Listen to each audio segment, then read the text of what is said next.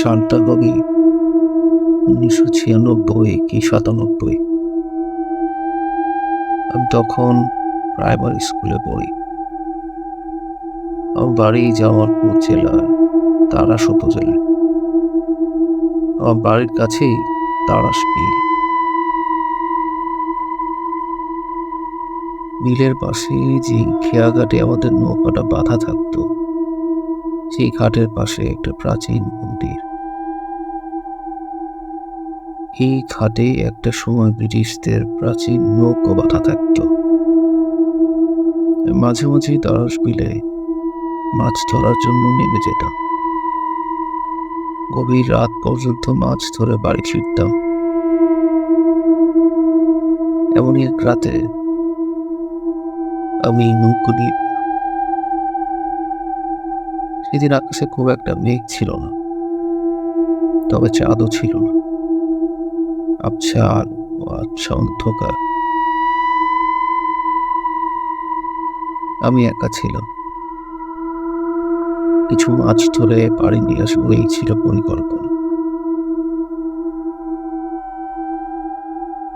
তবে যখন ডুবো মাছের জালটা ঠিকভাবে পানিতে ফেলছিলাম, হঠাৎ দেখতে পাই আকাশে আশ্চর্য রঙের আলো। প্রথমে ভাবলাম খসে পড়া তারা হয়তোবা। তখন এই ব্যাপারগুলো নিয়ে এত স্পষ্ট ধারণা ছিল না, কিন্তু কিছুক্ষণের মধ্যেই এটা স্পষ্ট হয়ে ওঠে। এটা অনেক বড় একটা লাল বল। বলটা আকাশে ভাসছিল, লাল থেকে সাদা হয়ে যাচ্ছে যেন আগুনের গোলা। অনেকটা সূর্যাস্তের পর আকাশে যেমন একটু মেঘ দেখা যায় যে সূর্যের আলোয় লাল রক্তিম আভার মতন তৈরি করে, তেমন। তবে সমস্যা হচ্ছে এটা স্থির ছিল না। বলটা আস্তে আস্তে নিচে নামছিল, আর হঠাৎ করেই পানির কাছাকাছি পৌঁছে যেন সেটা এক লাফে আকাশ পর্যন্ত উঠে যাচ্ছিল। কিছুক্ষণের মধ্যেই টের পেলাম পানি এবং আশেপাশের প্রকৃতির মধ্যে একটা অদ্ভুত নিঃশব্দতা। বাতাস যেন থমকে গেছে, গাছপালার পাতা একেবারে নীরব, পানির শব্দ নেই বললেই চলে।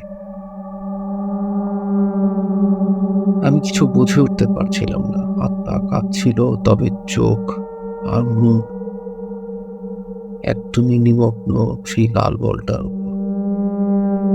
মনে হচ্ছিল আমি কোনোভাবে আসক্ত হয়ে পড়েছি।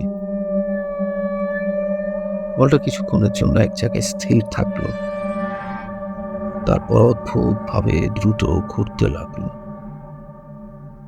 আকাশের এক কোণ থেকে অন্য কোণে নিমিষেই যেন পেরিয়ে যাচ্ছিল।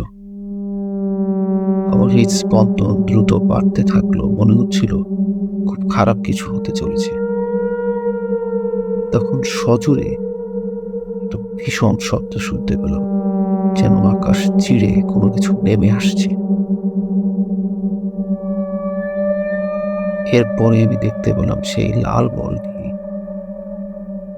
বিলের মাঝামাঝি কোথাও শেষবারের মতো অদৃশ্য হয়ে গেল। হঠাৎ পানিতে প্রচন্ড ঢাল পাথাল ঢেউ। আমি টের পাচ্ছিলাম আমি আমার নৌকা নিয়ে হয়তো টিকতে পারবো না। আমি দাঁড়িয়ে থাকতে পারছিলাম না। কোনো মতেই নিজের লগি বৈঠা নিয়ে দাঁড় টেনে যতটুকু পারা যায় সরে আসার চেষ্টা করছিলাম। তীব্র স্রোত, মনে হচ্ছে এমন ঝড় আমি আমার জীবনে কখনো দেখিনি। যারা হাওরে নৌকা চালায় তারা জানেন এমন ঝড়গুলো কি ভয়ঙ্কর রূপ ধারণ করতে পারে। এই অবস্থায় বারবার মনে হচ্ছিল আকাশে এক বিন্দু মেঘ নেই, কিন্তু হঠাৎ এই ঝড় থেকে আসলো। আমি যতটা পারি দূরে সরে আসছিলাম। আর যত দূরে সরে আসছি তত মনে হচ্ছিল ঝড়ের তীব্রতা কমছে। একটা সময় পর আমি দেখলাম কোথাও কোনো ঝড় নেই, এক বিন্দু বৃষ্টি নেই, বাতাস নেই, যেমন আগের মতো শান্ত নীরবতা সেটা ফিরে এলো। তবে বাড়ি ফিরে আসার পর সেদিন আমার মনে হলো যে আমি খুব ভয়ঙ্কর কিছু একটা থেকে বেঁচে এসেছি।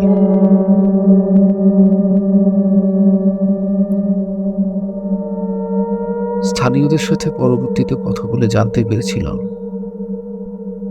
বহু বছর আগে এখানকার বিভিন্ন মানুষ বিভিন্ন সময় এমন অদ্ভুত দলের কথা শুনে এসেছে। এদের মধ্যে কেউ কেউ দেখেওছেন। এই বলগুলো কখনো আকাশে তারা নীলের উপর ভাসতে দেখা যায়, আর এর ফলশ্রুতিতে প্রকৃতিতে ভয়ঙ্কর কিছু পরিবর্তন আসতে দেখা যায়, যেমন এই ঝড়। তবে কেউ বলতে পারে না এই বলগুলোর উৎপত্তি কোথা থেকে, কেনই বা তৈরি হয়, কে তৈরি করে, আর কোথায় চলে যায়।